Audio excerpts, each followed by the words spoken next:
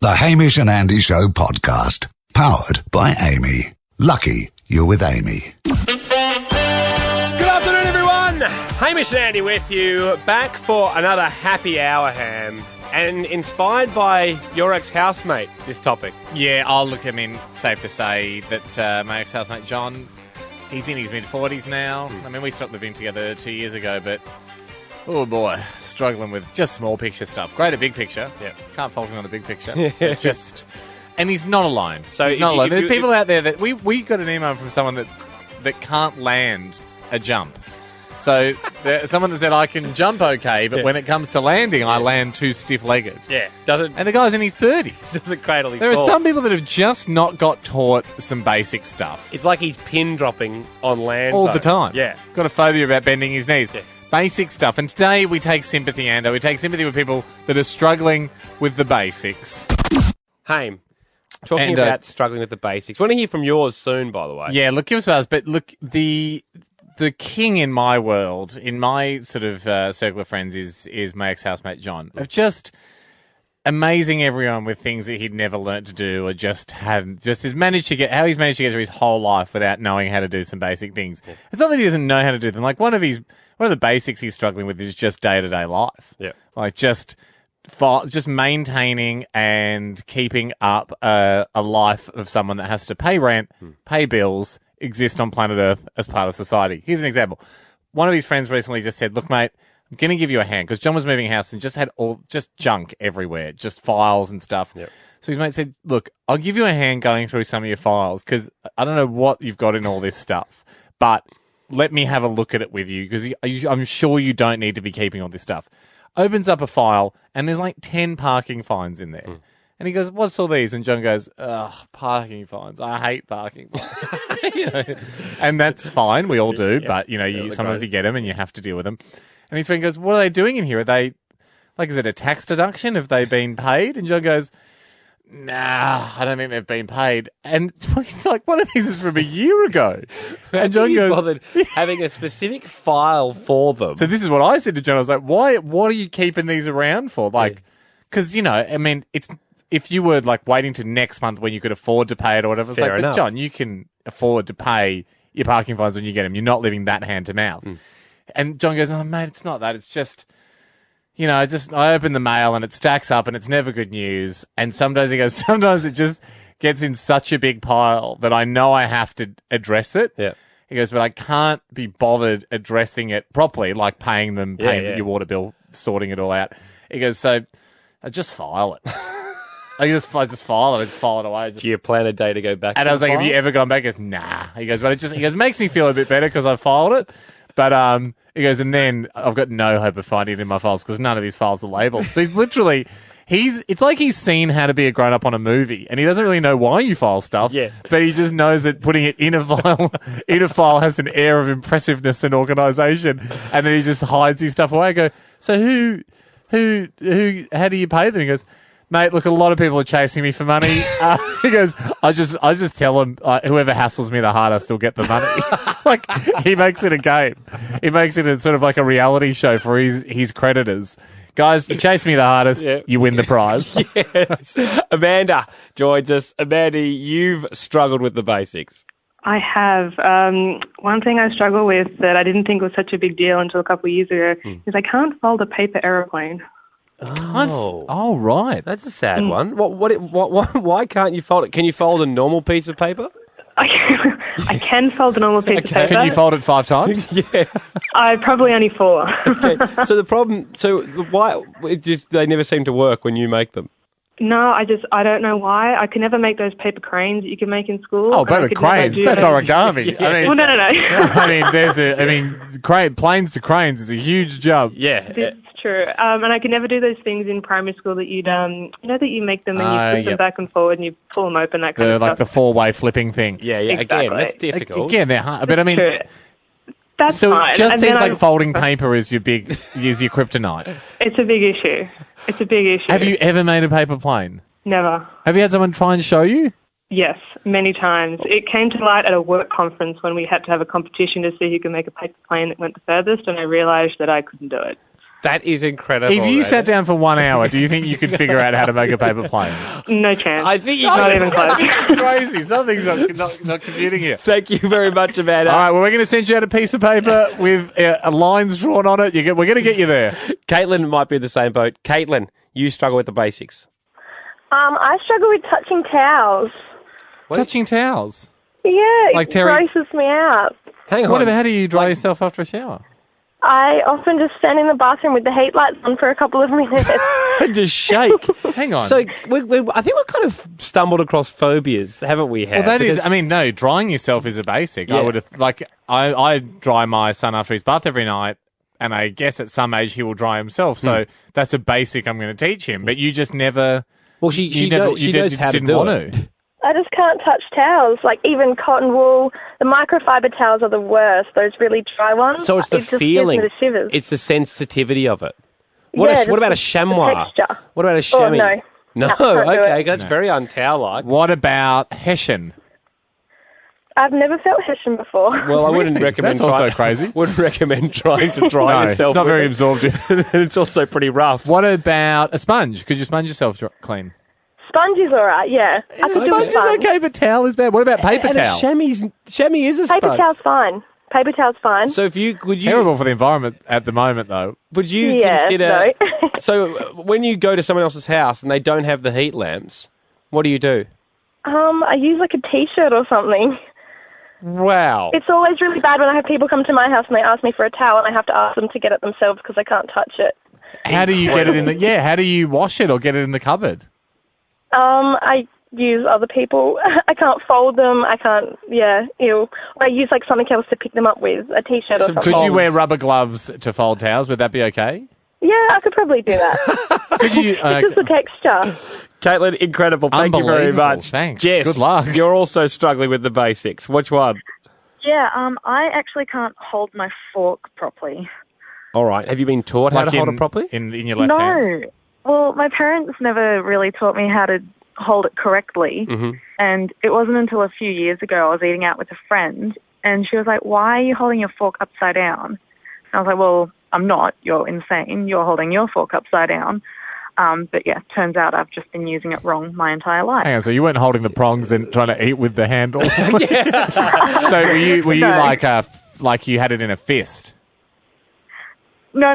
So it's like You sort have of it holding in it like shovel, the spoon way shovel up. mode, Yeah. shovel mode, Yeah. shovel mode. Yeah. But surely Shovel when you've mode. seen any TV show or any movie, when anyone's eating at all, you look at them going, They turn it over and they No, I just never pay attention to that, like which direction their fork is. incredible. Is it in your left hand or in your right hand? It's in my left hand. you're on the right it's in- track. So I've she's got the right shoveling in the hand. left. I find Shoveling it in the very left. difficult to shovel from Yeah, I the left. switch hands to shovel. Yes. Tom.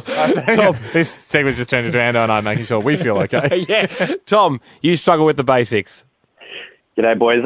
Actually, it's my brother. Up Okay. until about the age of 6 or 7, he couldn't eat 2-minute noodles without choking. Wow. What if they were cooked? Yeah. Well, they were well cooked. Okay, they'll They were cook. always well cooked. So, how would you just not? Would you avoid 2-minute noodles? What would you do? Well, the thing is, we hardly ever had them, and so we all know how delicious they are. Yeah. And when they were served up in front of us, oh boy, we scoffed them down so quickly. Yeah. The problem was, my brother would quite literally inhale them. Yeah. So So, it was more that he... Is it possible he just loved them so much he didn't chew? Well, I think that's what's happening. I mean, Mum always had to sit next to him when we ate 2-minute noodles, or else there would be panic at the dinner table. Right. Had to So, just grab them before they all vanished down his face. your mum was like a surf lifesaver, but just kind of on a smaller chair next to him to make sure that he chewed some of his noodles. Yeah, essentially. That's incredible. How does he go now eating them? Oh, he's fine now. We've got I lots think of it's practice. maybe that just he's a pig and he wasn't like this isn't struggling with the basics. This is just too lazy to chew. Too lazy to chew. Tom, thank you very much. The happy hour, Hamish and Andy. And been a lot of buzz around iPhone 6. Of New course. iPhone buzz, Ando, but it hasn't stopped you from discovering one of the very unhyped announcements. Yeah. from Apple. Could get lost in all the new announcements. Yeah, the iPhone 5R. I mean, for me... Still releasing new versions of the iPhone 5. I thought was amazing. Struggling with the basics we're talking about today, Yeah. and the basic I tend to struggle with is setting my phone alarm. Yeah. Very often I make a mistake. I think a lot of people do when it comes to setting the phone because, you know, the AM PM thing, there's many ways you can accidentally sleep through your alarm or not have it set properly. Day wrecker. Day wrecker. And thankfully the geniuses at Apple have done something about this. They're very good like that, aren't they? They see a problem and they work tirelessly to correct it. With the iPhone 5R, we have redesigned and re-engineered the most vital part of the iPhone, the alarm system. We knew something had to happen, but it was more about getting it right than getting it done fast. We noticed that people often accidentally set their alarm for PM, not AM, so we enlisted the help of Siri to create an error-free interaction. Just setting the alarm. Hey, idiot. Are you sure you wanted to wake up at 7:30 p.m.? 7:30 p.m. No, AM. Whew, thanks, Siri. Anytime, bro. We also realised that some people have accidentally set the volume of their alarm too low. So we decided to disable the lower 9/10 of the volume settings, which gave some amazing results.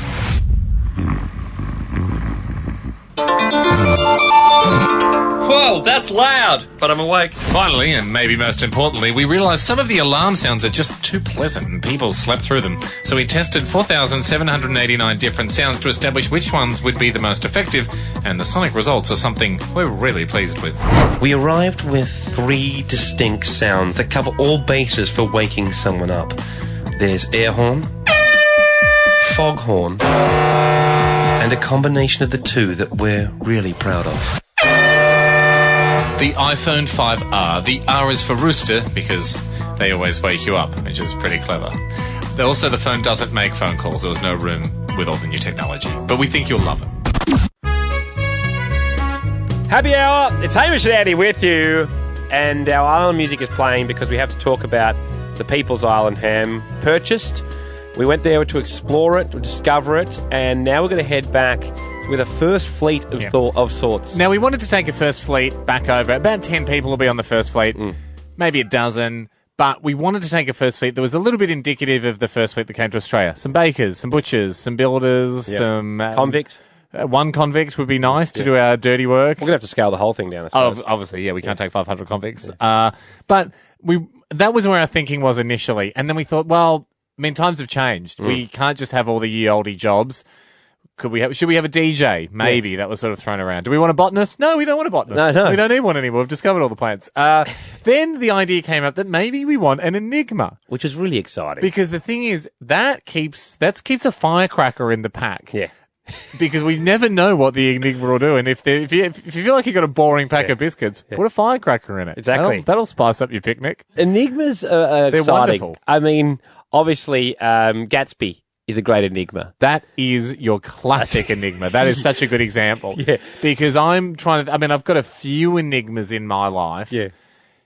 Yeah, I can think of one guy who's sort of got a moustache. Has a moustache and then an earring of the same moustache he has. Wow, okay. But that's a bit too hipster almost. Yeah. That's why he's such an enigma to me, because I don't really know him. And you don't know what he's up to. I don't know what he's up to, but I know he's a kind of a kooky guy. But you see him around. That's an interesting point. A lot of hipsters are trying to be enigmas, but they're all now identical to each other, and that ruins your enigmatic ways.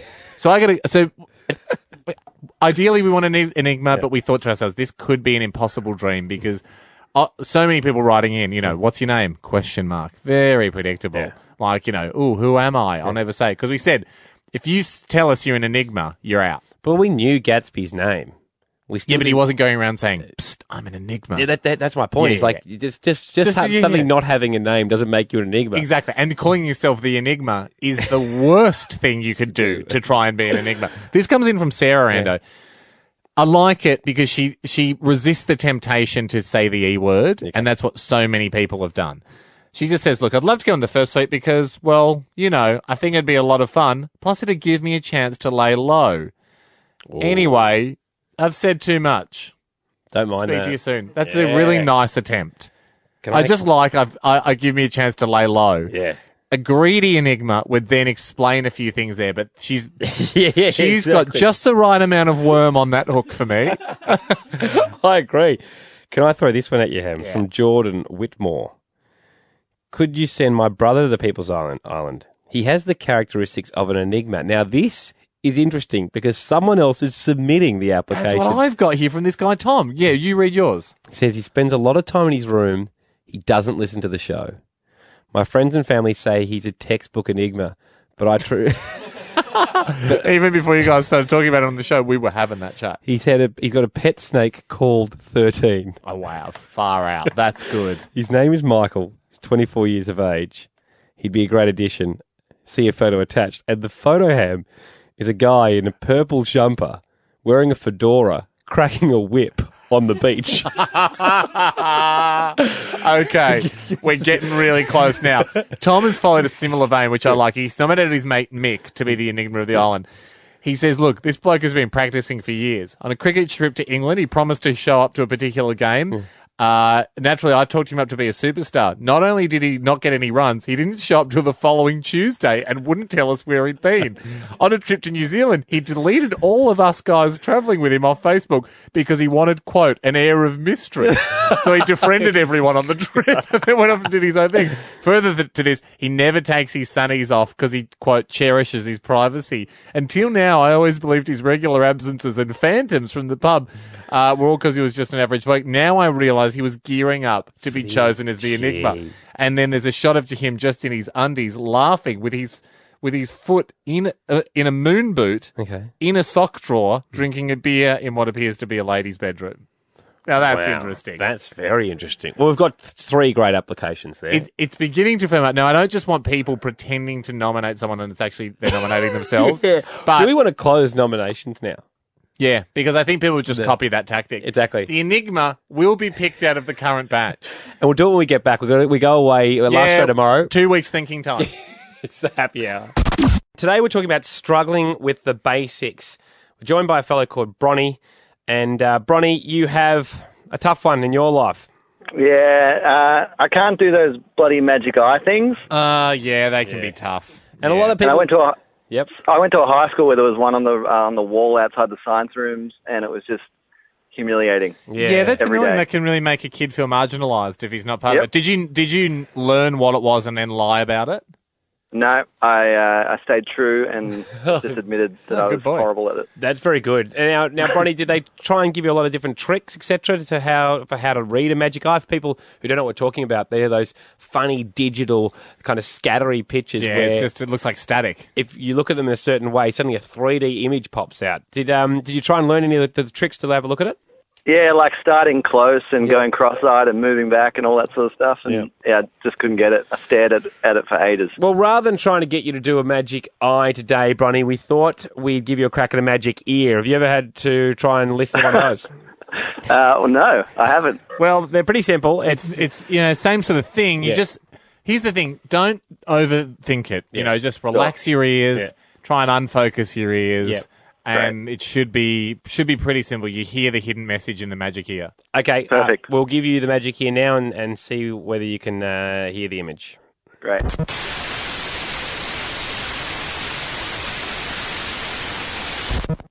Do you get it? No. I did. I got it. Well, Hames used to them. Easy. I got it. A horse. Well, don't give it away. You won't meant to give it away yet, but I got it straight away. Well, Bronny, we'll give you another listen. Could you not hear that? No, man, I couldn't. This is horrible. Okay, It's easy. If you just tune in, your Oh, radio. I didn't want to rub it in. Yeah, your radio's working fine. We're just doing a magic ear. It's the equivalent of a magic eye. Bronny, having a listen. It's important to listen to the very centre of the sound. Great. And then try and move back from it. Yeah, kind of hear it come out. Okay, have a listen. Will do.